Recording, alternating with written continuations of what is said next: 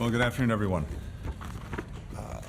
It's genuinely a pleasure to welcome Foreign Secretary Cameron here to the State Department, to Washington. The infamous special relationship has never been more important than it is now, and I think that's reflected in the conversations we've had. Actually, we began on the phone almost immediately after your appointment. Then we were in Brussels together just a week or so ago at the NATO meetings, and we picked right up today, looking at the work we're doing together, both addressing bilateral issues, but especially the many regional and global issues where the United Kingdom and the United States are so closely joined. We spent some time talking, of course, about Ukraine. And I believe, David, your first trip abroad as Foreign Secretary was to Ukraine. Our countries are in lockstep when it comes to continuing to do everything possible to ensure that Putin's aggression remains a strategic defeat and failure for Russia, and determined to ensure that Ukraine continues to stand strongly on its own feet as a sovereign, independent country.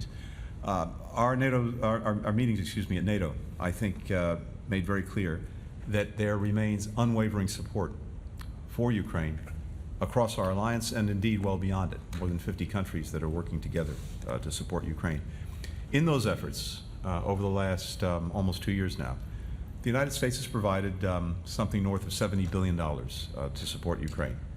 Our European allies have provided more than $110 billion in support. So when we talk about burden sharing, this is a very powerful example of just that.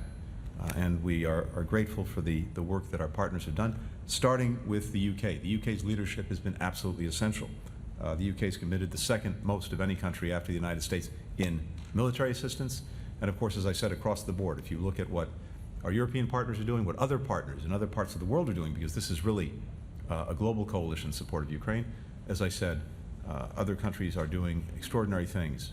Military support, economic support, humanitarian support. As we accelerate our efforts to enable Ukraine to stand on its own, it's crucial that the United States and our partners continue to do our respective parts. And that's why the supplemental that's currently before Congress is so necessary and so urgent. And there's a very clear choice before us. Are we going to ensure that Putin's aggression against Ukraine remains a failure? Or will Putin prove that, as he believes, he can outlast us, he can divide us, he can not only continue to threaten Ukraine, but take that aggression elsewhere, including potentially to countries in NATO.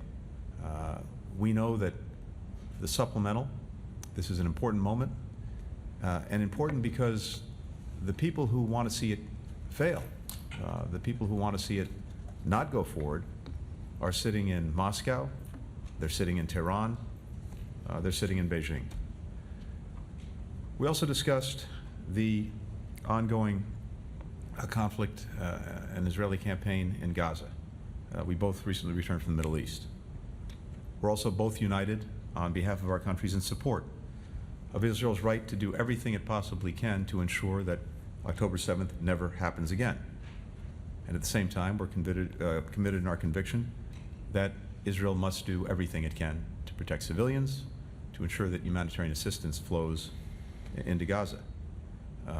For our part, the United States has made clear that Israel has to make maximum efforts to avoid civilian casualties, even as Hamas continues to use civilians as human shields, and as well to sustain and indeed increase the humanitarian assistance that's going to people who need it, men, women, and children, food, medicine, water, fuel. On hostages, we continue to explore every means to secure their release. Hamas is responsible for the fact that the pause that enabled the release of more than 100 hostages came to an end. We're pressing for Hamas to renew that effort. To date, they continue to refuse to return to it.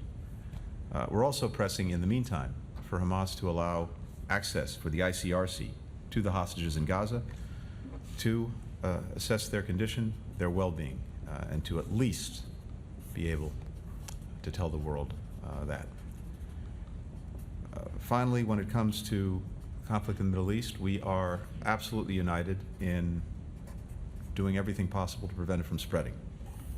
We remain together and with others intensely engaged in the region to make sure that other fronts don't open up.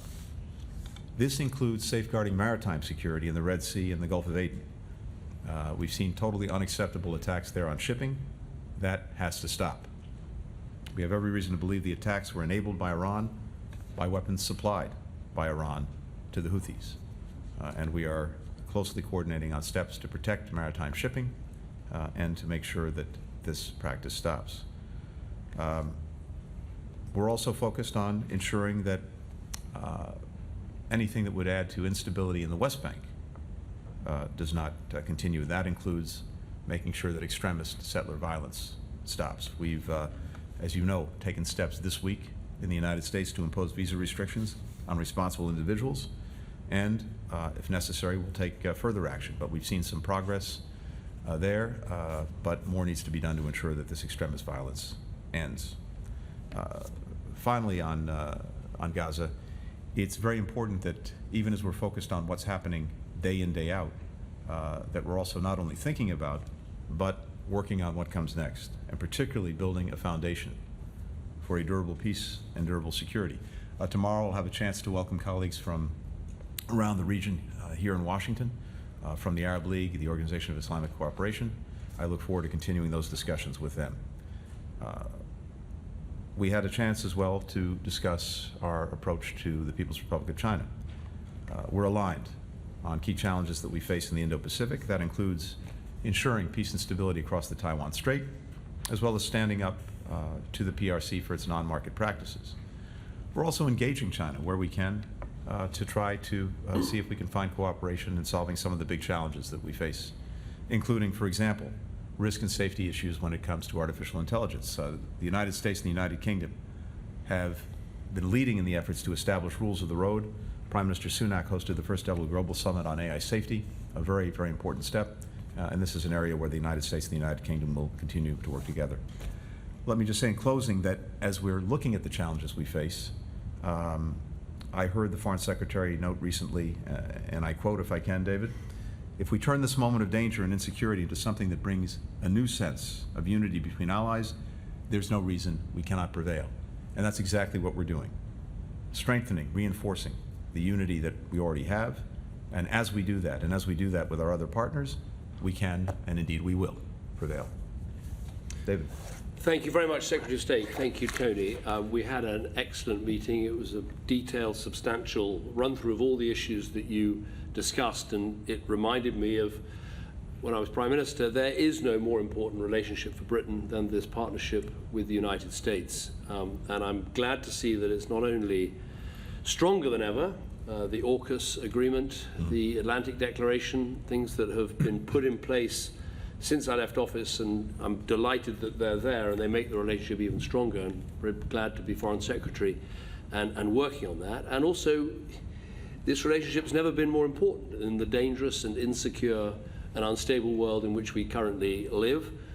This is a partnership that really delivers for the United Kingdom, that delivers, I believe, for the United States, and it's great to be working in partnership with you to strengthen it in every way that we can.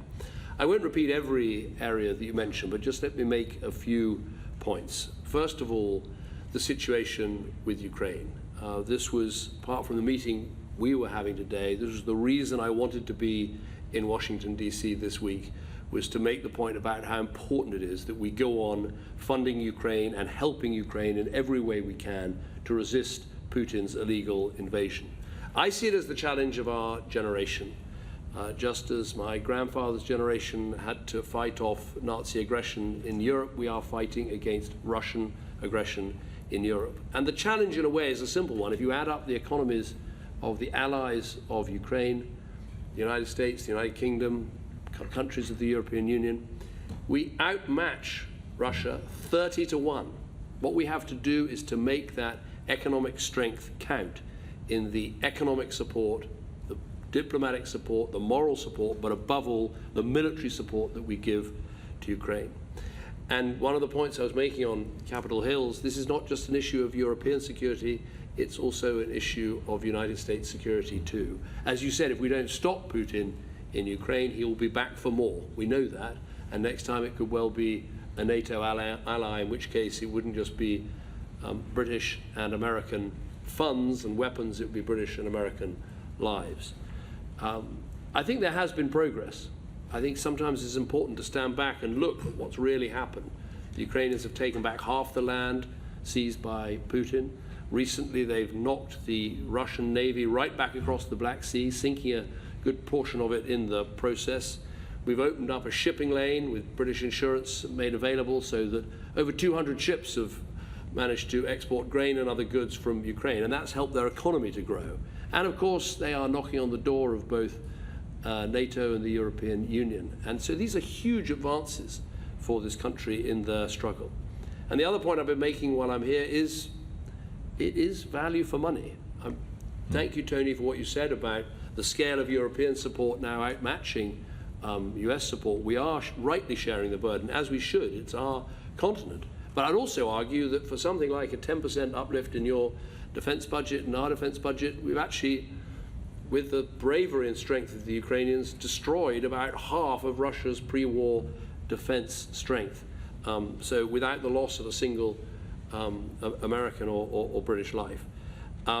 So I think the last 2 days have been very important in this regard, making those arguments. And while I've been here, we've also put sanctions on 46 different entities across 11 different countries for selling dual-use goods to Russia for their weapons program and their war machine. And we've also announced sanctions that we've taken very publicly in this case against 2 individuals linked to the FSB, the Russian intelligence service, who've been undermining democracy in Britain and using cyber attacks. And we've called that out in a, I think, quite right and public way to say that this is unacceptable and mustn't happen in future.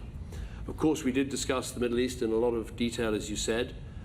We stand with you in supporting Israel and its right to defend itself and to make sure that they deal with the murderous terrorist sect that is Hamas, that did those appalling things on October the 7th, while at the same time stressing the importance of obeying international humanitarian law and trying to minimize civilian casualties. I very much agree with what you said about the hostage situation. There's no justification for taking and holding hostages in this way. They should all be released, and it's important that those hostages are given access to, or the ICRC is given access to them in the meantime. In terms of the future, we have to start not only providing the aid that is necessary for people in Gaza, possibly using maritime routes as well as land-based routes if that is necessary, but also thinking about the future after this military operation is over. And we discussed in our meeting how that's about how we build up and revitalize the Palestinian Authority. It's about how we stand up a plan for what happens after this operation is over and how we map out a future to a secure future for both Israel and for the Palestinian people. And we're committed to working together and with others to get that done. Finally, one issue also that we discussed in our meeting is the situation on the border between Venezuela and Guyana. These borders were settled in 1899. I see absolutely no case for unilateral action by Venezuela. It should cease. It is wrong. And I'm delighted by the announcements that have been made by the US today in that regard. And I hope to be having some telephone calls later on with the President of Guyana and others in the region to try and make sure that this very retrograde step that has been taken does not lead any further.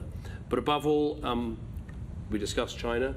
I've been speaking about that a lot today. I think it's very important that we not only protect ourselves better against Chinese cyber attacks and other hostile acts, but I think it's also important that we align with our allies and friends so that we have a more joined up and combined position on all the issues with respect to China. And as Tony and I were saying, there is also the engage part of all of this, which is to make sure on issues of mutual benefit like climate change, where we won't solve it without Chinese action, we are discussing with them what needs to be done. It was a very good meeting. It's a pleasure to be working with you. We started about a few hours after I took on the job, and you telephoned me and we spoke, and we've met since then in Brussels at the NATO conference, in Skopje at the OSCE, and I'm sure there'll be plenty of other places as well as right here in Washington, D.C. we'll meet. But it's been a very good meeting. Thank you. The first question goes to Vivian Salama with the Wall Street Journal. Thanks, Matt. Mr. Secretary, thank you. If I may, I would like to quote you back to you, if that's okay. Following your meetings last week with Israeli officials, you said, quote, "I underscored the imperative to the United States that the massive loss of civilian life and displacement and the scale we saw in northern Gaza must not be repeated in the south. As I told the Prime Minister, intent matters, but so does the results." This week, officials with the World Health Organization told reporters via video link in Gaza that, quote, "the situation is getting worse by the hour. There's intensified bombings going on around us, including here in southern areas in Khan Yunis and even in Rafah." Have the Israelis disregarded what you requested when you met them last week? And will there be any consequences, either with regard to U.S. military assistance or any other, if Israel continues down this path? And secondly, the Prime Minister Netanyahu also said this week that the IDF can be trusted is the only body that can be trusted with demilitarizing Gaza moving forward when the war ends. Is the U.S. concerned that this will end up in Israeli occupation, whether short and long term? And if not, is there a viable alternative? And Mr. Foreign Secretary, welcome back to D.C. The UK has committed £2.3 billion a year in military aid to Ukraine for 2022 and 2023. When will it agree or announce any commitment for 2024, and will it be the same? And if America does reduce its financing of Ukraine's military effort, should Europe step up to fill the shortfall? Do you think you will have agreement with other European countries to move forward on that? Thank you. I'm happy to start. Vivian, thank you for the questions. So, first, let me put this in context when it comes to what we've been looking for as Israel conducts this campaign against Hamas to try to ensure that what happened on October 7th never happens again, something that we fully support. But as I've said repeatedly, how Israel conducts the campaign matters, and matters a great deal, particularly when it comes to doing everything possible to minimize harm to civilians as well as to maximize the assistance that's getting into people who need it so desperately. I've been to the region, as you know, I think 3 times since October 7th, and actually 4 times to Israel during those trips. During the first trip, we made the case for the imperative of getting humanitarian assistance to move into Gaza. After we left, that assistance started to flow, with the trucks beginning to move into Gaza with the desperately needed assistance for Palestinian people. Second, next trip we took, we focused in on how humanitarian pauses could be beneficial in getting hostages out, getting more assistance in, and allowing people to move about in a way that got them out of harm's way. Well, shortly after we left, that's also what happened. And we saw Israel first establish these corridors in the north, as well as daily pauses to enable people to move from north to south, to do so safely, to get out of harm's way. And hundreds of thousands of people were able to do that and to get out of harm's way. At the same time, we got after negotiations with tremendous assistance from Qatar, from Egypt, we got the pause for hostages. More than 100 hostages were released, reunited with their families, and at the same time, we doubled the amount of humanitarian assistance during that period that was getting in. As well, we facilitated, as I said, the movement of people out of harm's way. Now, on this last trip, as Israel has moved the campaign against Hamas to the south, we have focused in, as you've said, on the imperative of maximizing efforts to protect civilians and get not only assistance in, but to sustain the higher level of assistance that was reached during the humanitarian pause and actually build on it. And what we've seen over the initial days is some important additional steps in the direction of doing just that. The Israelis have been evacuating neighborhoods instead of entire cities, so focusing in on a much more deliberate way on those who may be in harm's way as they conduct the campaign against Hamas, establishing some deconfliction areas, some safe areas that people can go to where they can be safe from being in the line of fire, and having a more narrowly focused area of where this military operation is actually being conducted. Having said that, as we stand here almost a week into this campaign in the south after the end of the humanitarian pause, it is imperative, it remains imperative that Israel put a premium on civilian protection. And there does remain a gap between exactly what I said when I was there, the intent to protect civilians, and the actual results that we're seeing on the ground. There are a number of things that we think it would be important to really focus in on, not only having these safe areas, but making sure that the communications are such that people know where they can go, when they can go there safely, making very clear when the periods of being able to move from one place to another are in place.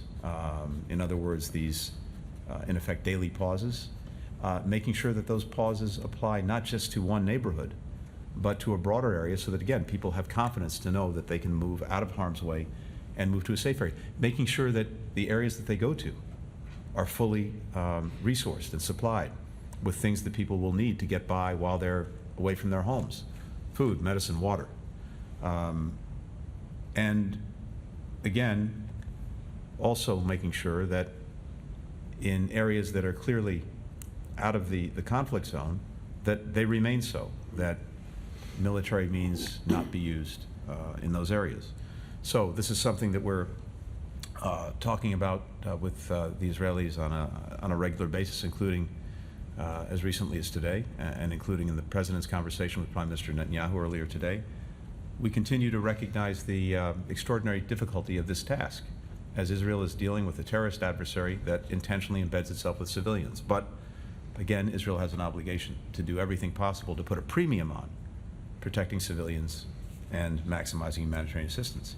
In terms of what comes next in Gaza, we've been very clear on the importance of Palestinians, local voices, local faces, having responsibility and control of Gaza, and ultimately that being joined in control of the West Bank, and ultimately a clear path to fully affirming Palestinian political rights and other rights, and the best way to do that is through two states. Now, there are going to be very challenging questions of security, of governance, of reconstruction that we have to address. David and I talked about some of them today, and we'll be talking about them intensely in the days and weeks ahead, including as well with the many countries that are coming to Washington tomorrow from the Arab League, the Organization of Islamic Cooperation, to map that out. But we've also been very clear, as I was in Tokyo, about some basic principles of the way forward, and those include that we cannot have an Israeli reoccupation of Gaza. We cannot have forced displacement of Palestinians from Gaza. We cannot have the territory of Gaza diminished in any way. And of course, we can't have Gaza used as a platform, as it was, for the most heinous acts of terrorism against Israel. And ultimately, as I said, we want to see Palestinian responsibility, Palestinian control for Gaza and for the West Bank. Thanks. We haven't yet announced our figures for 24-25, but when we do, I don't want anyone to be in any doubt that we will continue to be giving the best possible support we can to Ukraine. I mean, if you think about Britain's contribution, we were one of the first to give anti-tank weapons when people were doubtful whether that was a good idea. We were one of the first to provide tanks when people were wondering whether that was a good idea. First to do long-range artillery, first to do long-range fires. So I think you've consistently seen a very serious UK contribution, not just in terms of quantum, but in terms of quality, and that will continue. In terms of what would happen if the US didn't come forward with the supplementary package, I believe the US will. I believe that, I'm not an expert on your political system, but in Congress there is a majority for supporting Ukraine. And I don't want to get too involved in which things you link to which things. That's not for me to decide. But I'm sure that goodwill will prevail and the money will be voted through. And it will have a huge effect, not just on morale in Ukraine, but also making sure that European countries keep asking themselves what more can they do. And as Tony said, actually, that European countries, if you look at the combined economic, humanitarian and military assistance, are now properly pulling their weight, as they should. The next question goes to Namia Iqbal with the BBC. Thank you, UK Foreign Secretary and Mr. Secretary. So in all the conversations about post-war Gaza, What about holding elections to give an administration there the same mandate your own governments enjoy? Or are you worried, Palestinians, and you talk about the importance of local voices, are you worried that they will reject the Palestinian Authority, an organization you want to revitalize, but one that doesn't have much credibility with people on the ground, and that there is a potential that Hamas could win a post-war vote?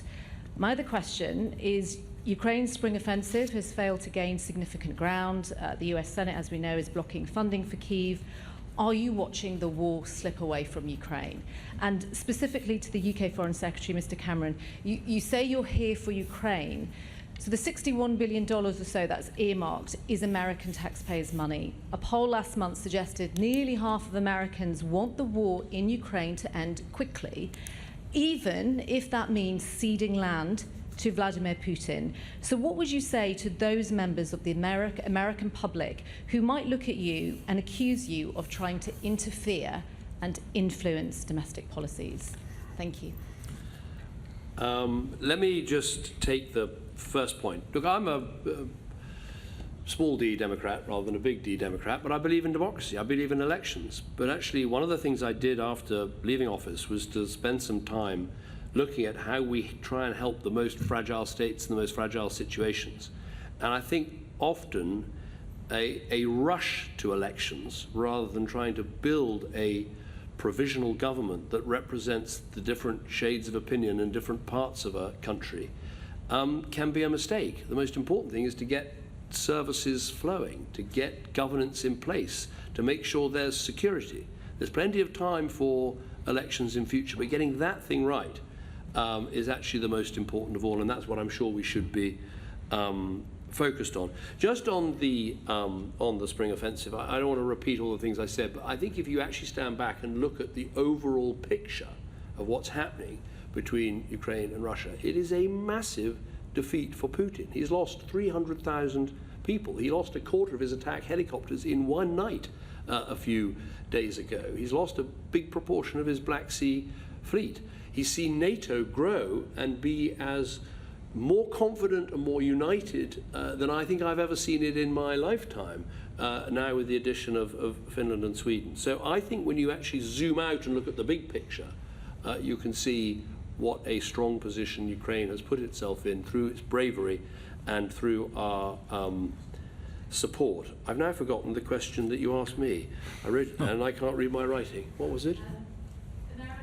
Oh yes, yeah. Am I interfering with America? I hope I've been very careful to say, you know, I'm not telling you how to do this vote and how to run your life or anything else. I've literally just come as a friend of America, as a friend of Ukraine, and made some arguments that I think are very relevant about why this is absolutely the right thing to do.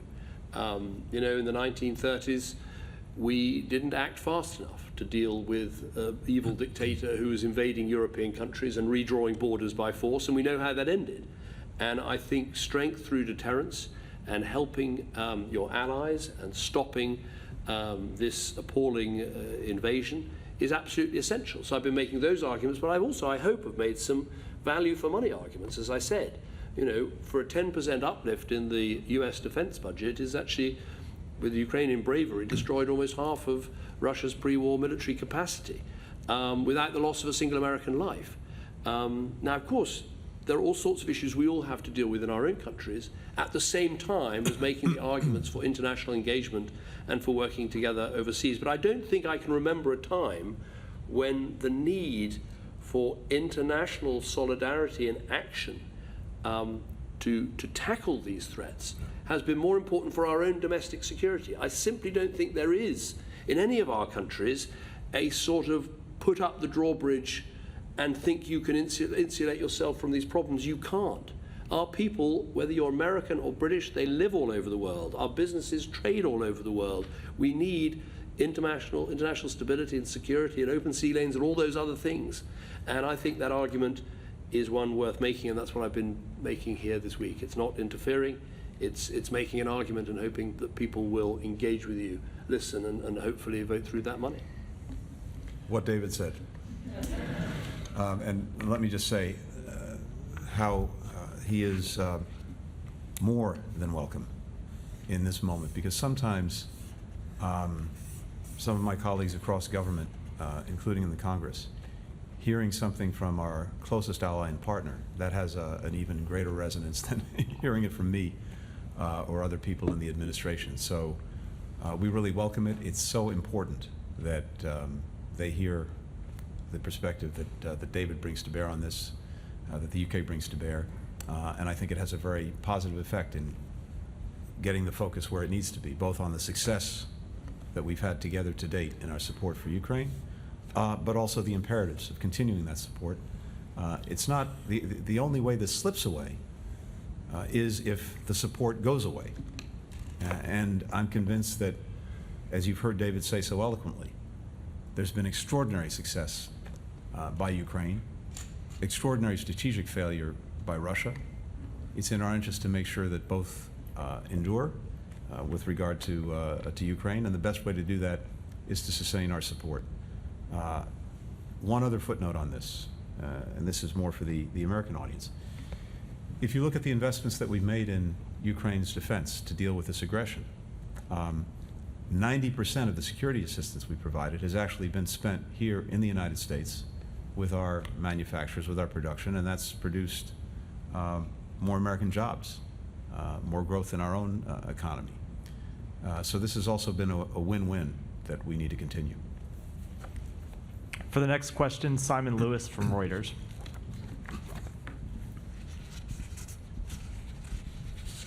Thanks, Matt.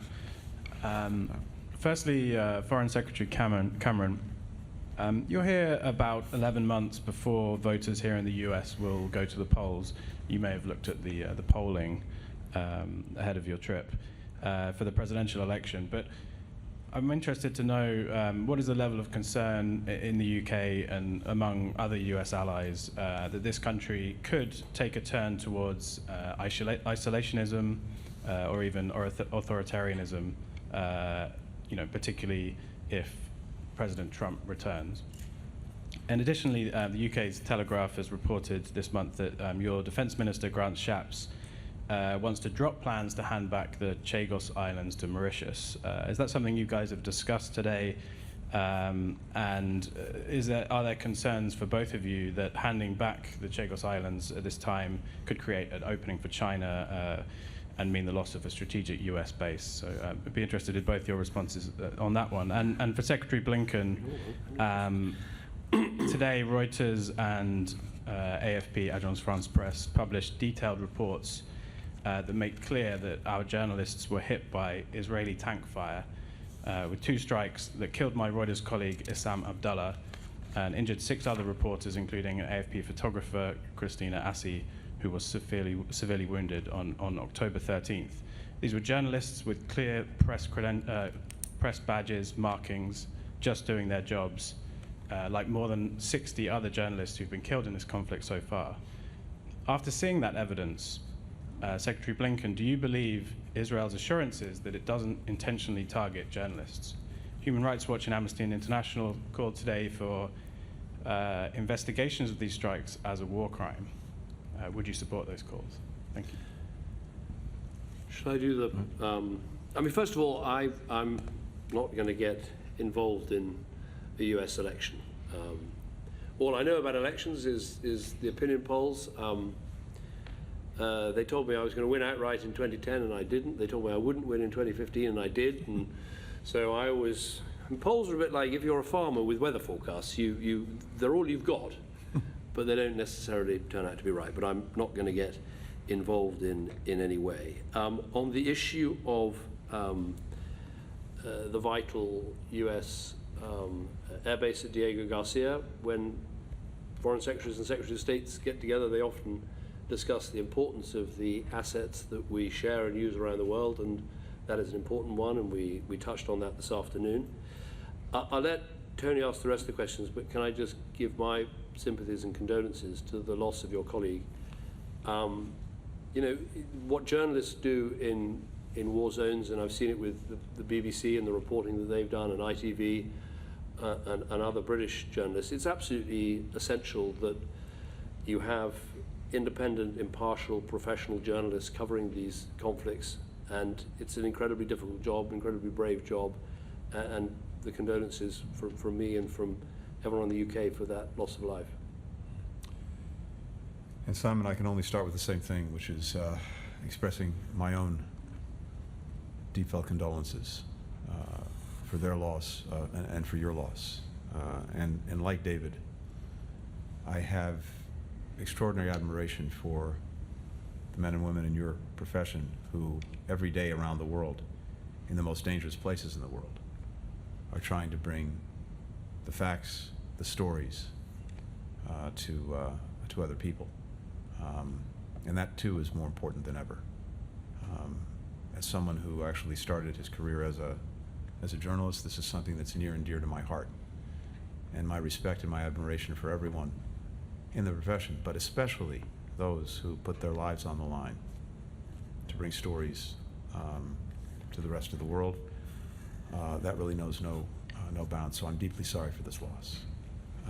And it is important and appropriate that it be fully and thoroughly investigated. My understanding is that Israel has initiated such an investigation, and it will be important to see that investigation come to a conclusion and to see the results of the investigation.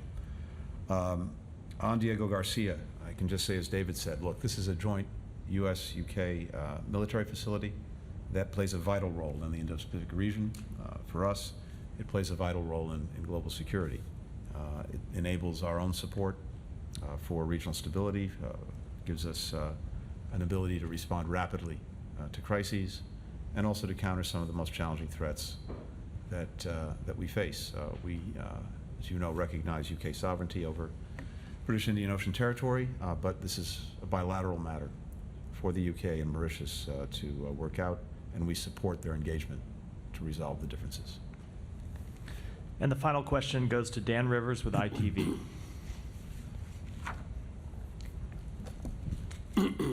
Hi.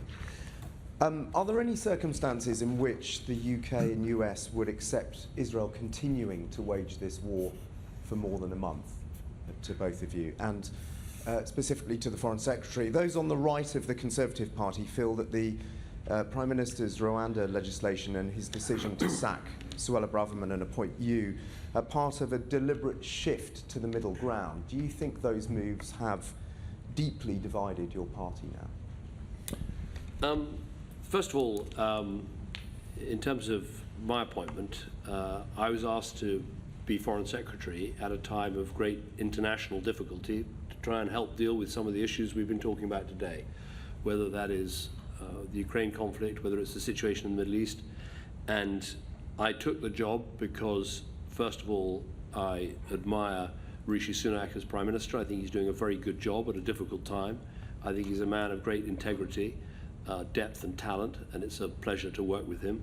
And I did it because I served an apprenticeship as Prime Minister for 6 years to become a Foreign Secretary, and I hope that I can bring some of the relationships and contacts and knowledge and things that I learned from 6 years as Prime Minister, 11 years as a party leader to doing this job. That's why I took the job. It had nothing to do with anything else. But let me be clear. I support what the government is doing to deal with illegal migration. You know, there is nothing more destructive to a country's reputation for a fair migration system than wide-scale, very public, very visible illegal migration. And the action that has been taken so far has reduced the small boat crossings by about a third this year compared to last. But the next steps are vital, because ultimately what we've got to do is break the model of the people smuggling gangs that are responsible for this. And therefore you have to break the link between getting in a boat, arriving in Britain, and being able to stay in Britain. And remember, all these people that are coming from a safe country. They're coming from France, or they're coming from Belgium. They are safe countries in which they could claim asylum and stay. Instead, they're choosing to come to Britain, and we need to break that people smuggling model, break that link, and that is what the Rwanda policy is all about. And I support what is being done, and I think the Prime Minister has done a good job at coming up with the right package, a treaty with Rwanda that only a couple of weeks ago, everyone was said would be impossible, it wouldn't happen. It has happened, and it's a very good treaty. A bill has been published and will be introduced to the House of Commons, and a pack of evidence about the true nature of what happens in Rwanda is being put together. And I've seen that myself, and I think it's very convincing, will overcome the arguments put in the Supreme Court. So that's the position. Every country has to deal with this. One of the things I've noticed since coming back into office is how much the conversation has changed around Europe. Country after country is recognizing the difficulties and dangers of wide-scale illegal immigration and having to find new ways to try and deal with it. Now, of course, there are many things that you can do as Foreign Secretary, Development Secretary, to help with this, which is to make sure that there is growth and development in African countries and in fragile states and in conflict-affected states from which many people come. And all those things are important. And I believe in doing all those things. I've always argued for that. But ultimately, you do have to have an immigration system that is firm but fair and puts an end to wide-scale, illegal, visible migration, which undermines the system, the point I made to start with. And on back on Israel and Gaza, in response to your question. First and again, we strongly support Israel's efforts to ensure that it can effectively defend itself, and as I've said repeatedly, do its best to ensure that October 7th never happens again. In our conversations with Israel, we talk about how long this campaign will take and also how it is being prosecuted. But these are decisions for Israel to make. Thank you. Thank you very much. Thank you.